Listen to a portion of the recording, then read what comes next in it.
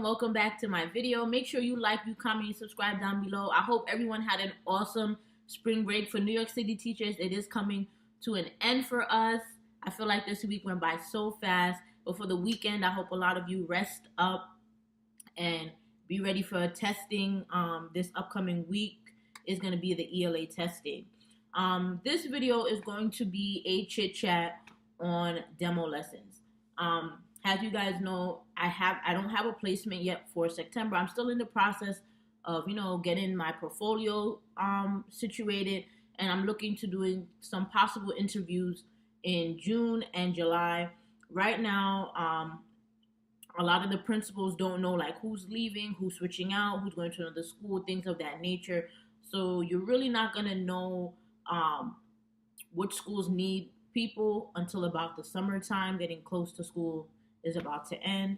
So in the meantime, I've been doing my portfolio and I'm doing my demo lesson plan, also doing a write-up for that. And I wanted to come and share that with you, give you guys some tips, and take you through the process, of my planning and how I'm gonna do my demo lesson. I did go to a workshop for my graduate school, and it was this company called Selected. Selected is basically, they help you to find jobs in the area that you're living. I know they do the DMV area, which is District of Columbia, which is Washington, D.C., Maryland, Jersey, possibly Delaware too. So they do around that area and New York City. And their whole thing is they help you to get your resume, everything, critique. They look at it. You have to go through an interview process with them on the phone. Once they interview, they like you. They basically put your resume out there in a pool, and you can choose whether you would like to do charter school, whether you want to do just public schools, or wherever you want to go in those areas. And they have the schools reach out to you. So if principals like what they see, they can reach out to you from Selected and ask you to come in for an interview. So I had my interview with them about like a month ago. Last month, I had my interview with them, so they approved my application. So now I'm just waiting for principals to reach out to me. And also, when you do the application through Selected, you kind of go through like a questionnaire. They ask you like, what are some things that you're looking for in a school? They ask you a lot of questions about you as a teacher. What do you feel, your whole pedagogy, on how you think teaching should be? And once they get all that information, they use that to get schools that align with what you're looking for. And then you're able to look through the schools. You get to see, learn about them, how the kids are performing academically, and you get to learn about the school as a whole. And then they already have a bunch of schools selected for you. And then from that pool, you can choose to like reach out to the principal and things of that nature like that. So it is called www.selected.com. If you're interested, look into it, read up on it. I think like it's very good that they have the principals to reach out to you, and you're able to see also schools that they've selected for you based on what you've put into that questionnaire. So like I said, this video is going to be a demo lesson chit chat. Possibly it's going to be a part 2. So let's talk about demo lesson. What is the challenges? When we think of demo lessons, there's like so many things. But most importantly, what I think about is some of the challenges. Some of the challenges that, we go through with the demo lessons is we don't know the kids. The kids, you don't know them. You don't know what to assess them on. We know about the time. How long should your lesson be? Let's be realistic. You're only going to be there for about 15-20 minutes. So you kind of have to squinch everything into that time frame. Some of the things we talked about was do now and tickets. I'm not really a do now and an exit ticket kind of person. I could see myself using that for math, just to kind of assess like who got the strategy and who didn't. And then from there, I'm able to make rearrangements with my small groups and give them that extra time. What's another challenge is students' response to the lesson, because you don't know how the students are going to respond to the lesson. Maybe they might not have got something and you're like, oh my God, I didn't even think about that in my lesson. So that can also be a challenge as well. And also classroom management. That can be a thing too, because maybe you might have a kid who's talking while you're doing your lesson. The principal's looking to see how do you realistically, these are things that can happen during your lesson. It could be a kid just freaking out, just walks up, walks around the room. They want to see like how can you handle situations like that if that was to arise. So I did take like some notes. Like I said, I did go to um, a demo lesson workshop. So I did want to share that with some of you guys, and I have a couple of notes too as well. So those are some of the challenges that we face. Has coming in has a new teacher. The kids already know that you're new. They know that you're a little nervous. You're excited. Those are some of the challenges. Some components of having a successful demo lesson plan. I would say strategies. Some of the things that now that I have my demo lesson written up, you want to think about setting a timer. You want to be able to rehearse. You want to do some notes. You can use a stopwatch to just time and see if you fit in that 15 to 20-minute range.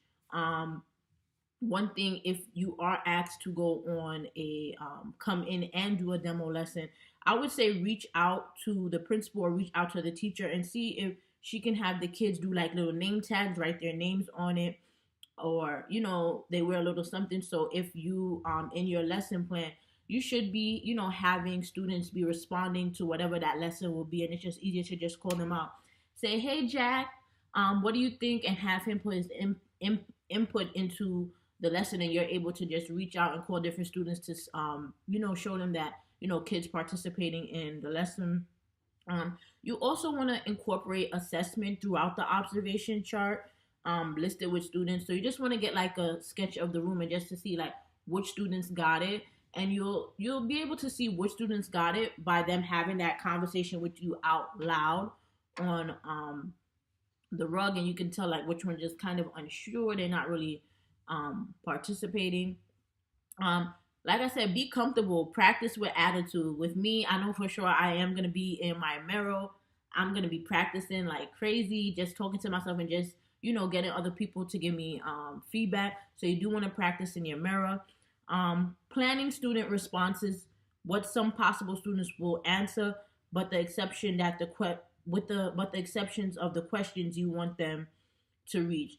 I feel like sometimes this can be hard, but I can understand like why they want you to do that, because we kind of already know like what students will say, but sometimes you want to push them further to get to like, this is where I want you to get. You're right here in the middle, you're warm, but I really want you to get hot. I want you to be in this area. So you kind of want to be prepared of what students are automatically going to say, but you kind of want to guide them to that hot where you want them to reach and understand in the lesson. So that could be like 2 or 3 little bullet points, just jotting down of what you think most students are going to say, and then you already have a way where you're going to guide them to get to that point where you want them to reach in your lesson.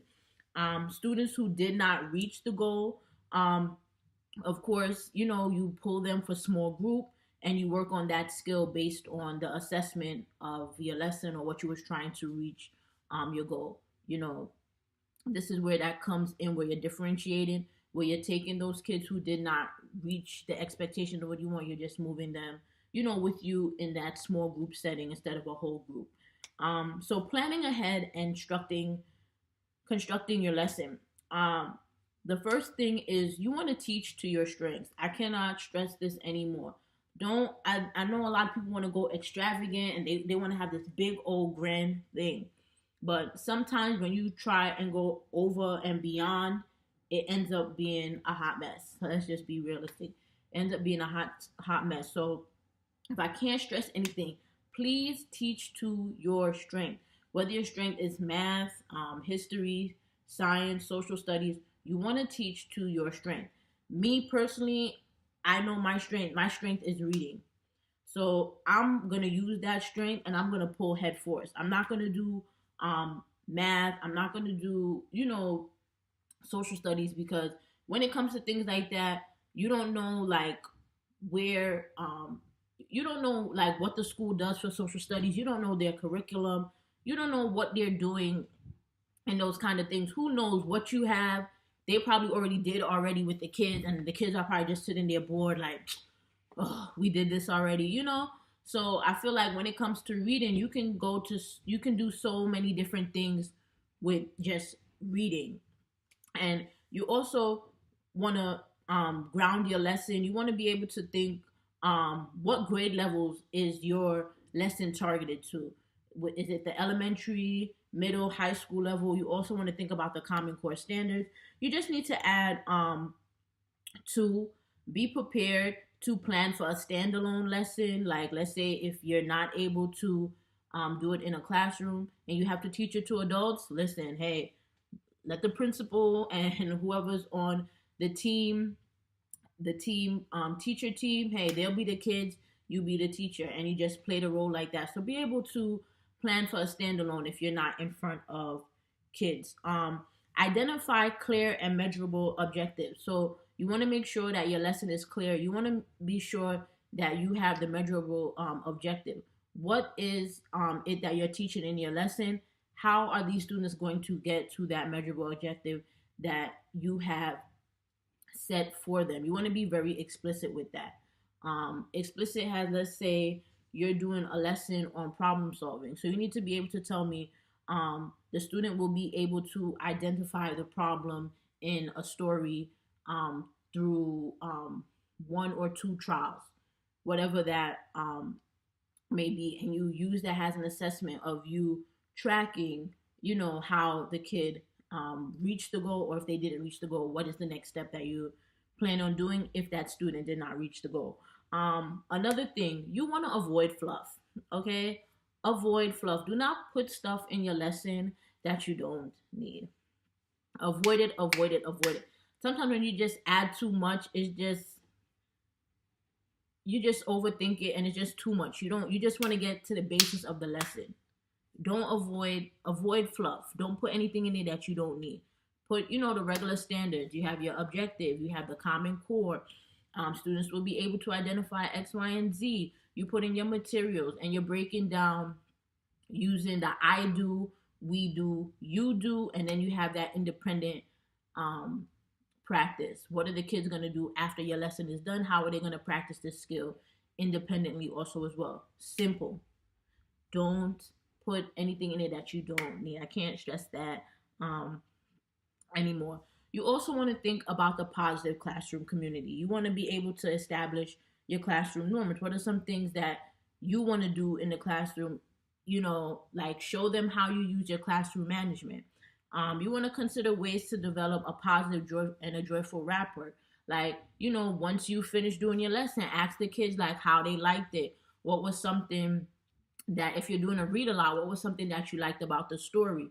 Try to bring it back to the objective of the lesson. What was the problem overall? If it's a book that you're reading, you want to ask them, what was the whole moral of the story that we just read? What was the big problem and how was it resolved?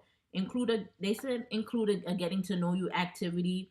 A getting to know you activity can just be like a quick, what is something you like? What's your favorite sport? Just so you can kind of get the kids a little bit comfortable. You can ask them what's their favorite sport, and if you're doing reading, maybe what's their favorite book that they're like, or a book that they're currently reading in the classroom, so you can kind of relate to something that you're going to do. Or you can even ask kids, if you're reading a read aloud and you want to ask kids like, how many of you have read this book? Sometimes I like to do when I'm doing a lesson, I ask the kids, have anybody read this book? And some of them, I'm like, give me a thumbs up, give me a thumbs down. And normally the kids who have a thumbs up, I normally tell them, well, those of you who have the thumbs up, those of you who read the book, I want you guys to keep it a secret and kind of not spoil it for others, and don't tell them what happened in the book, because there are some friends who may have read the book and may have not. So if you read it, you keep it to yourself. And when it comes to the end, when they figure it out, then we all share, what happened in the story. But I always tell the kids, if you already read it, keep it to yourself and let other students find out, what the book is going to be about, because it's not fair. We don't want to have spoilers.